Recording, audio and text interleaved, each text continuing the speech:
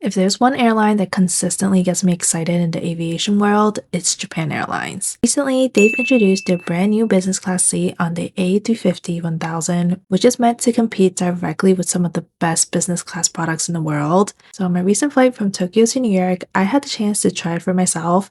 This was a 13-hour flight, which meant plenty of time to explore the cabin, test the seats, try the food, and yes, I ate way more than I probably should have. And since I've also flown the famous ANA's The Room, I was really curious to see how JL's newest seat compares. So in this video, I'm going to walk you through the entire experience from airport lounge to the cabin and seat design and everything I ate during the flight. And at the end, we'll talk about whether JL or ANA actually has the better business class experience. Okay, so before we even boarded the flight, we made a quick stop at the airport lounge. Whenever I fly long haul out of Tokyo, I always try to arrive early because the lounge situation at Haneda Airport is honestly pretty great. On this trip, we stopped by the Amex Centurion Lounge, which is actually one of the newer lounges in the airport. And of course, I had to start the trip by eating immediately. Since it was autumn, they had a variety of autumn-themed dishes.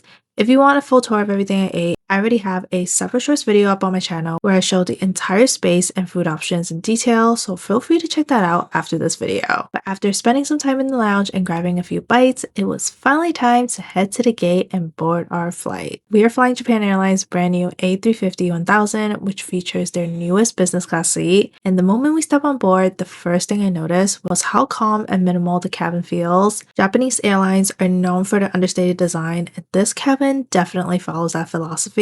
The color surrounds their signature red with soft grays, which gives the whole space a very clean and relaxing atmosphere. The cabin itself is laid out in a 1-to-1 configuration, meaning every passenger gets direct aisle access, which is basically the gold standard for business class these days. But the most exciting part is the seat itself. First glance, the seat reminded me a lot of ANA's The Room. Each seat comes with a large privacy wall and a sliding door, so once you close it, you basically have your own little private suite for the entire flight. And for long haul flights like this, privacy honestly makes a huge difference. The seat itself has plenty of storage options. There is a closet that can easily fit various sizes of jackets, a shoe storage to keep your shoes in place, a small storage cubby which is perfect for things like your phone, passport, or headphones.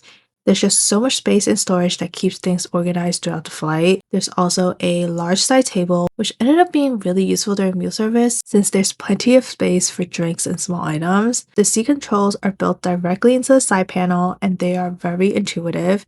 You can easily adjust the seat into lounge mode, upright mode, or fully flatbed mode. The entertainment screen is also huge and had a decent amount of different shows and movies to keep you entertained the entire flight. One surprisingly useful feature though was the built-in seat speakers. Instead of wearing headphones the entire flight, sound actually comes through the headrest. Personally, I love this because when I'm laying down trying to watch a movie, I hate having bulky headphones, worrying about losing my AirPods somewhere in the seat. And even though the speaker is directly into the seat, you can't actually hear anything unless your head is against the headrest, so you still get that immersive experience when watching a movie or a show. Little design choices like that really made the seat feel thoughtfully designed for long flights.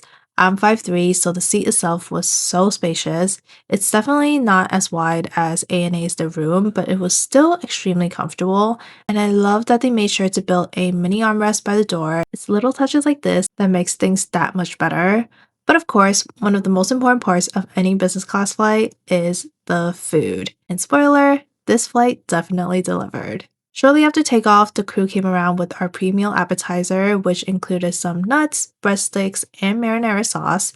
And despite how it looks, the breadstick with marinara sauce was great. For the main meal, I decided to try the Washoku, aka the Japanese course meal. Now, I'll be honest, I was actually a little skeptical going into this because on my ANA flight, the Japanese meal ended up being a bit disappointing, but thankfully this was much better. The meal started with a golden tray, which includes a variety of small dishes. There were several different bites to try, including one with snow crab, and each dish had a slightly different flavor and texture. There was honestly so much food on this tray that I genuinely thought this was the main course. So imagine my surprise when the actual main entree came right after. For the main course, we were served an assortment of black cod with mushroom sauce, curry, and stewed beef with turnips. What I like about this meal was that it basically felt like 3 different dishes in one, so you can mix things up and try different combinations instead of eating the same flavor the entire time. Everything was flavorful, well balanced, and honestly, much better than I expected. For dessert, we were served a hojicha pudding with chestnut and sweet potato. This was a nice ode to the season we were in, and actually one of my favorite things from the meal. It was slightly sweet, very creamy, and paired perfectly with a hot cup of tea. Now, the interesting thing about this flight is that this was the only formal meal service. After that, the rest of the flight was essentially dine on demand, meaning you can order food at any time until about 2 hours before landing.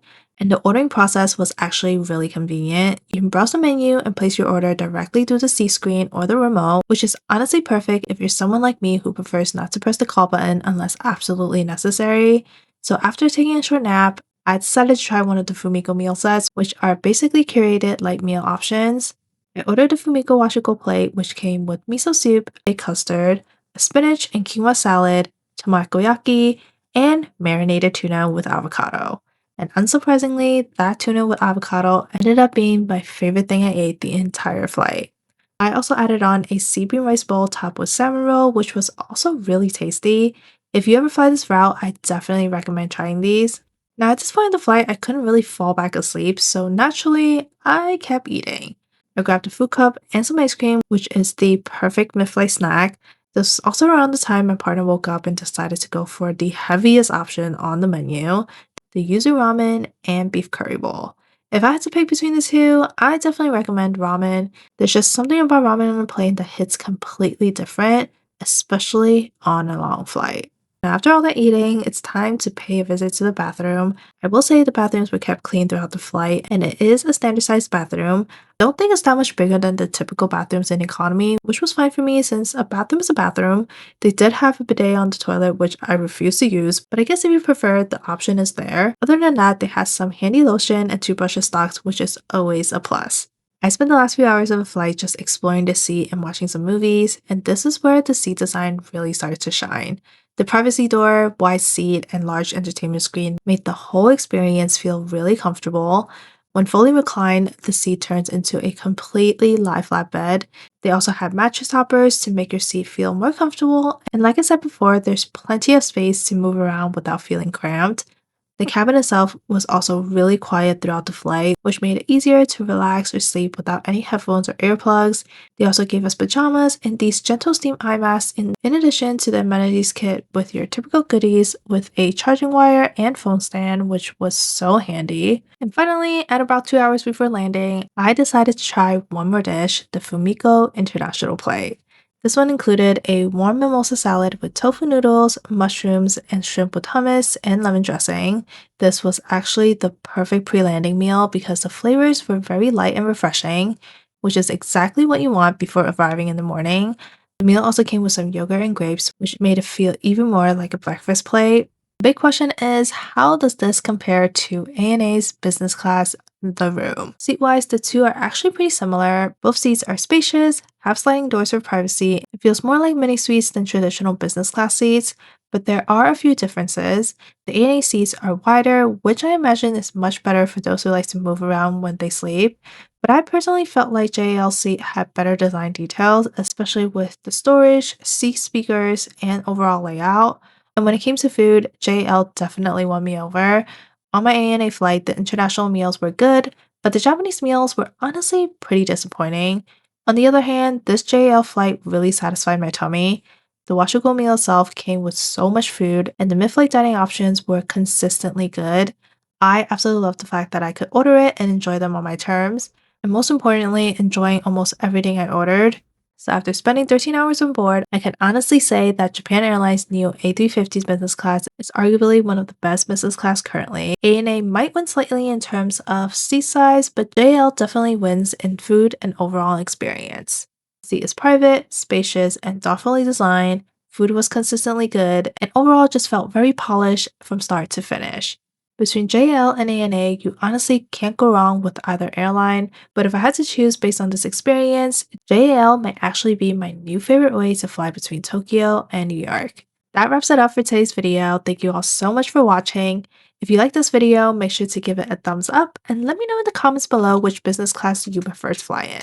If you haven't done so already, make sure to subscribe to my channel for more content like this, and I will see you all in the next one. Bye!